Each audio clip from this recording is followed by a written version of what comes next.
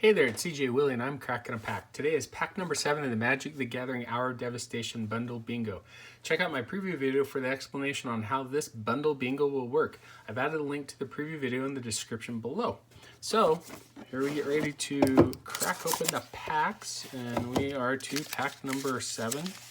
We've just got, after today, 3 more left. If you'll notice in the last one, we got bingo. So hopefully we can get bingo with a Torment of Hailfire and a Supreme Will. It is possible, if everything still plays out, that we could get blackout. We'll see.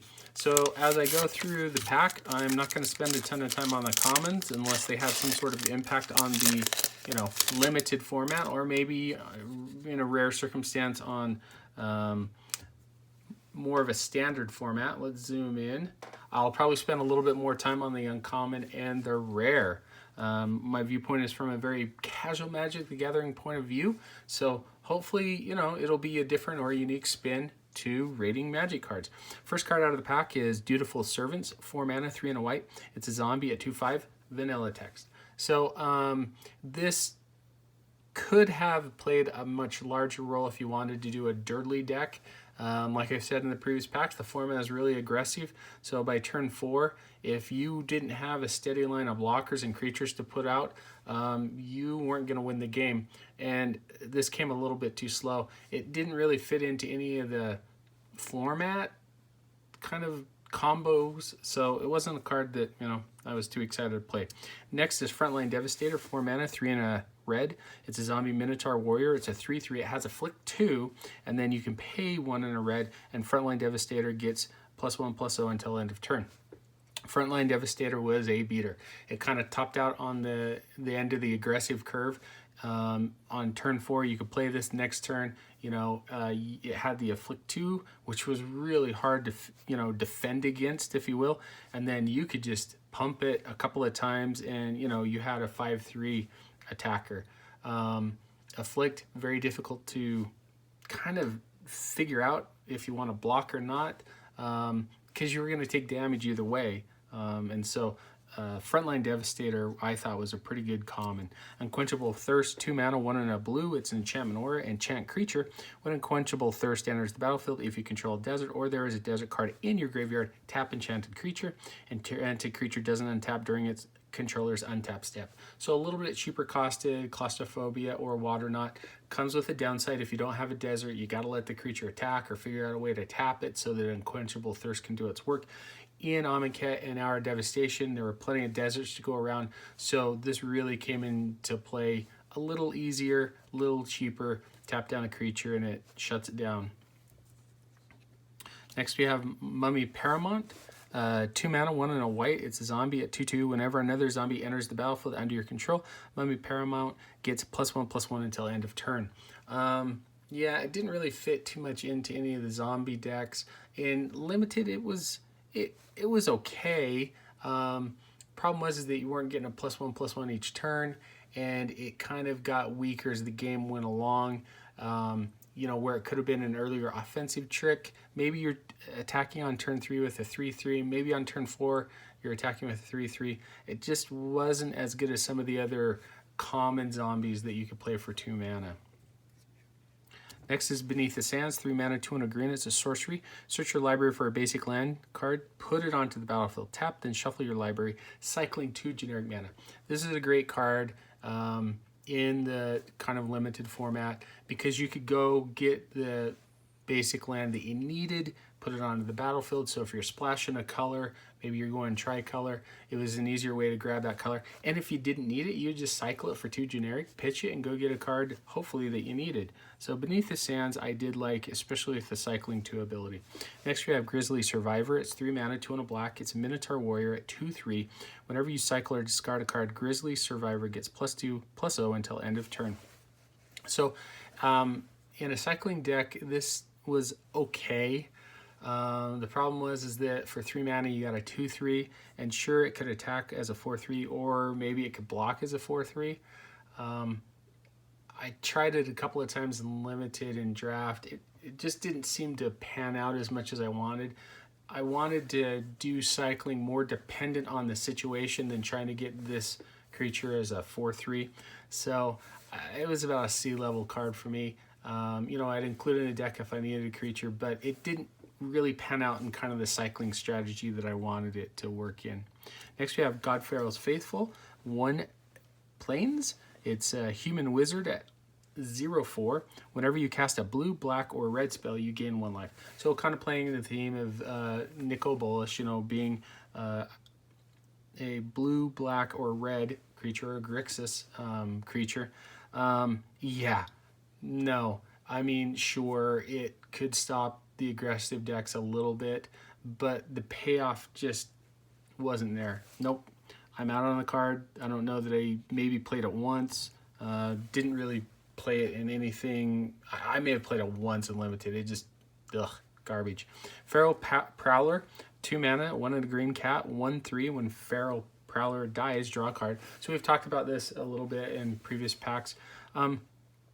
Yeah, it didn't die as often as I wanted it to, so that I could draw a card. It was a decent blocker against some of the aggressive decks, and there were some times when I was playing a green deck against, you know, aggressive decks that I would play a couple of these, and it would sometimes it stalled out long enough so I could play some of my big beefies.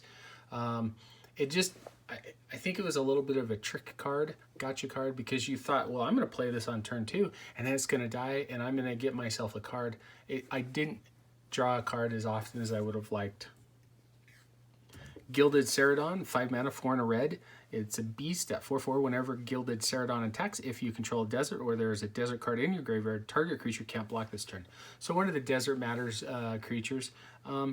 I at first didn't like it, but I played it a couple of times, and if you have a desert, it was really cool to say, all right, that creature can't block, so maybe they're big beefy and get in the last bits of damage.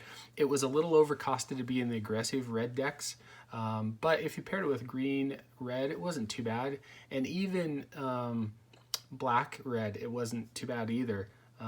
Wasn't the greatest card, but you know, I played it, and there were times when it would tap down or keep the card from blocking so I could get in that damage. Sinuous Striker, 3 mana, 2 and a blue. It's an uncommon, so our first uncommon. It's a Naga Warrior. It's a 2/2. You can pay 1 blue. Sinuous Striker gets +1, -1 until end of turn. You can also eternalize it by paying 5 mana, 3 and 2 blue, and discarding a card. Then it comes back as a 4/4 with the Sinuous Striker ability. I like this card. I played it fairly often, and being able to have it die maybe earlier on in the game and then bring it back later on, you had a 4/4 that you could pump a couple of times up to a 6/2, or you know, make it a 2/6 and block. I like Sinuous Striker. I thought it was a pretty cool card with a really great build around. There were a couple of times, or one time I remember in draft, where I didn't have a card to discard, and so I kind of had to wait a turn to discard the card to then be able to get Sinuous Striker back, and that was a little annoying. Next uncommon we have is Appeal to Authority. For single green, it's a sorcery. Until end of turn, target creature gains trample and gets +X/+X, where X is the number of creatures you control. So if you're doing a wide strategy, not too bad of a card. There was a green-white draft deck that I did where I went pretty wide, and surprisingly, I won the game off of it by casting the front half of this and beefing up one of my creatures. Trample is no joke. And then it has the sorcery part, which is Authority, 1 and a white, that you can cast with the Aftermath. Tap up to 2 target creatures your opponents control. Creatures you control gain Vigilance until end of turn. So this was a pretty good combo. Like I said, in draft, I think I drafted in a couple of different decks, and I really liked it. Later on in the standard environment, I played a green-white cat-based deck, and I really like this because with cats, I could go very wide. With Regal Caracal, I'm trying to think of the other card. It was a Guardian of the Pride, I think. No, that doesn't seem right. Pride something. And going wide with cats, I'd target one of the bigger cats or even one of the smaller cats. It didn't matter. I'd have 6 or 7 cats out.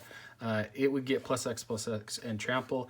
Then I'd cast the other side, tap down 2 creatures, and go in for the victory. So I did like Appeal to Authority quite a bit. And like I said, in standard during the time of Amonkhet Hour of Devastation, I did play a green-white deck that featured a playset of this. Really like the card.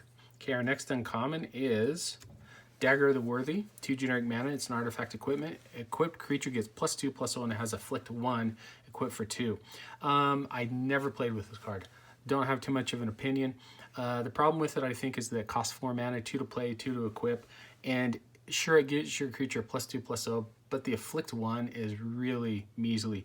I think, from a flavor design, if they wanted to be play for 2, equip for 2, equip creature gets +2/+0, maybe it should have Afflict 2, and maybe it should give the equipped creature +2/+2. I don't know. Just saying. All right. Will we get a really cool rare or mythic rare? Can we mark off another bingo square and get close to blackout? Okay, we have Earthshaker Kenra. So in a couple of packs earlier, we got Resilient Kenra. Earthshaker Kenra is 2 mana, 1 and a red. It's a Jackal Warrior at 2/1. It has haste. When Earthshaker Kenra enters the battlefield, target creature with power less than or equal to Earthshaker Kenra's power can't block this turn. You can also eternalize it for 6, which is 4 and 2 red. Earthshaker Kenra was a pretty good card in the aggressive decks.